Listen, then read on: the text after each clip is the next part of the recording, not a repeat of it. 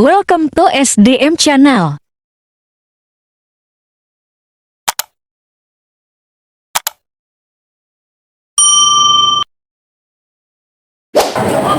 Aku dibawa jadi DPR yang harus mau jadi kadin. Kajian ini sebulan sekali, bagusan ramah sejam sekali kajian ya. Tadi hari Senin kan? Tadi Senin jam 9 kumpulan perkara itu. Saya ngerti tombol ya kita usahakan Pak, karena banyak para istri yang ngambil kayak begitu tanpa sepengetahuan suaminya. Biar tahu dulu Pak, periksa nih istrimu, mulai malam ini tanyain sampai subuh, jangan suruh tidur. Kalau rumahku nggak usah tonton dulu. Ujungmu kasihan setengah mati goreng pangan. Bayangkan seorang suami ketika maaf dia keluar rumah pamit untuk cari nafkah, belum tentu dia pergi dalam keadaan hidup, pulang dalam keadaan hidup. Nggak ada jaminan Pak. Betul nggak? Ada nanti maaf bapak kemarin tadi pamit dalam keadaan hidup, belum tentu pulang dalam keadaan hidup. Saya pun demikian, belum tentu saya pergi dalam keadaan hidup, pulang dalam keadaan hidup. Bertanya Allah kami tahu kau. Demi siapa? Demi kau dan sebuah hati. Kadang-kadang kau nggak pernah punya perasaan. Jangan mudah cowok lain.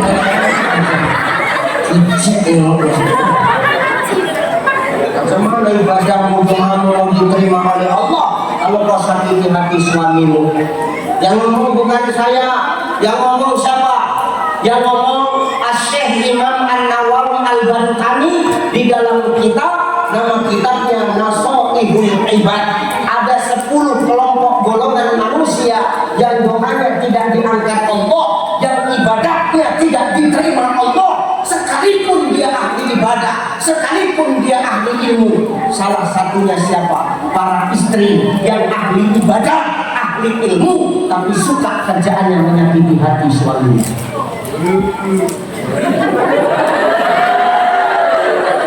Tahu kalau mau protes jangan sama kita. Protes sama Syekh Imam An-Nawawi Al-Bantani. Aku cuma nyampaikan Pak. Bahkan Jibril mengatakan kok, apa kata Jibril? Ya Allah, jangan kau terima amal ibadah manusia kalau dia masih durhaka kepada suaminya. Berarti kan doanya untuk siapa? Kamu.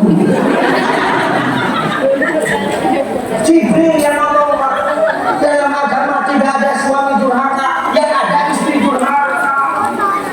Terserah kau mau terima apa enggak. Enggak ada suami durhaka Pak, kalau niku beda kan aku tengok tertekan kan mukanya. Kalau sampai suami durhaka, badannya cocok, tak cocok. Jadi terus zaman nenek pun tak melakukan politik terus kadang sadar. Nah aku semua mau ngajarin juga soal di rumah apa cocok kan dia sudah kita ini. Oh jual aku.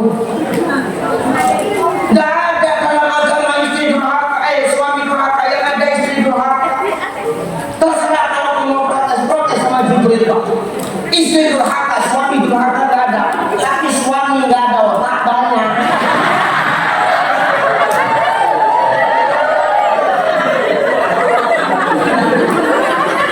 Gue senang ini uang ini.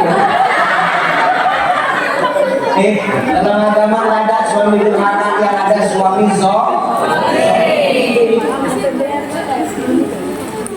nanti Bu, ada yang maaf.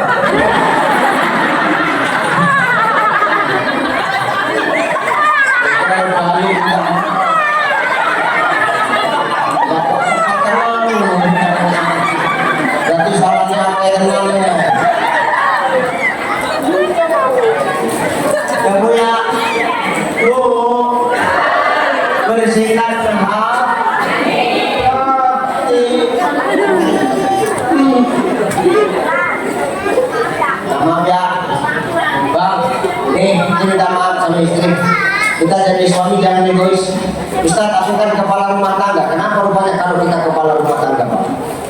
lantas istri kita nggak ada apa-apanya kok. Betul nggak Bu? Mau lanang kalau media itu lain Pak. Kita mau lanang bermisi ketok sing kuat jiwanya lemah. Betul Pak ya? Nih, Pak tentara yang dua ini fisiknya aja yang kuat, jiwanya lemah. Coba sakit loh.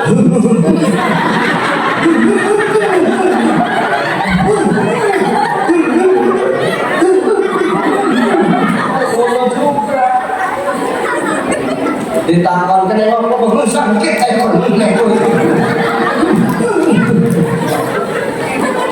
Ustaz kok ngerti karena aku ngono juga. Kalau panggung kita hebat tapi ketika sakit tanpa peran seorang istri lemah kita Pak. Aku itu Pak. Nih luar biasa perempuan. Makanya malaikat sampai tanya sama Allah, ya Allah, kenapa kau begitu lama menciptakan makhluk yang namanya perempuan? Kau tengoklah mereka, di sesaat tangan dia yang lembut, tapi dia mampu membesarkan anak-anaknya. Kau lihat hatinya perempuan, rapuh, mudah menangis, tapi dia rela bertahan demi anak-anaknya. Nih perempuan Pak, tanpa perempuan kita kiranya apa-apa nih. Maka di saat kau sudah berhasil, jangan lupakan orang yang mendoakan di belakangmu Pak Kades. Kalau nggak ada istrimu, nggak ada apa-apanya kau berhasil. Itu baru doa satu istri jadi kades, kayak turun jadi cacat begitu. Doa dia bapak ya. Aku mikir kok. Ingat nenek, nyariku sekolah ini, makanya memuliakan perempuan sebagaimana maaf Nabi memuliakan perempuan itu akhlak Nabi. Dalam rumah tangga Nabi muliakan istrinya Khadijah. Benar ya?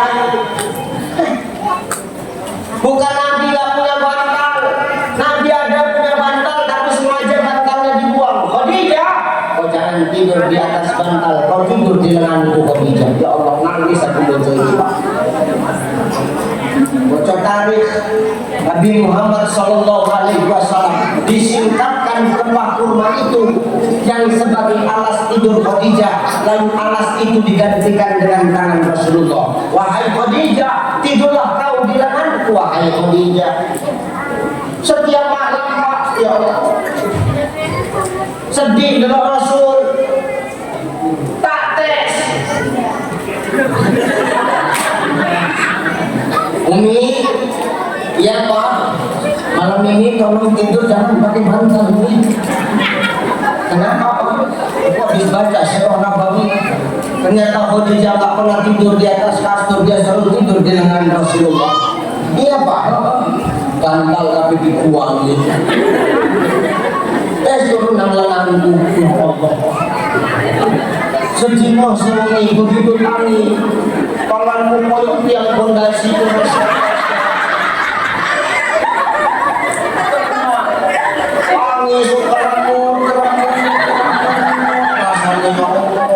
peringatan kau. Sesungguhnya bujuku teko lagi Pak cukup. Tapi Nabi kuat. Sampai sebegitulah Nabi menghormati wanita, tapi Nabi juga tegas kepada perempuan. Dulu sebelum menikah, redomu kepada mak ayah. Sesudah menikah, redomu kepada suamimu. Maka hari ini, mau seahli ibadah apapun kita, mau seahli ilmu apapun kita ibu, tolong hormati dan jaga suamimu. Muliakan mereka. Karena apa? Yang kami minta tidak lain-lain, hanya baktimu kepada kami. Maka ridho kami akan kami berikan kepadamu. Bahkan kata Rasulullah dengan tegas, andai kata sesama manusia boleh saling bersujud, maka akan kuperintahkan seorang istri sujud kepada suaminya. Sangkingkan apa? Kita disuruh menghargai seorang suami. Semua itu akan bisa kita lakukan kalau Nabi yang kita jadikan teladan dan hati kita yang menjadi fondasinya. Maka bersihkan hati kita dengan zikir. Jangan lagi maaf dililit hutang, aneh-aneh yang dilakukan. Minta sama Allah, mudah-mudahan Allah kasih jalan keluar. Jangan lagi ngambil-ngambil uang rentenir, uang riba ya Bu. Kenapa?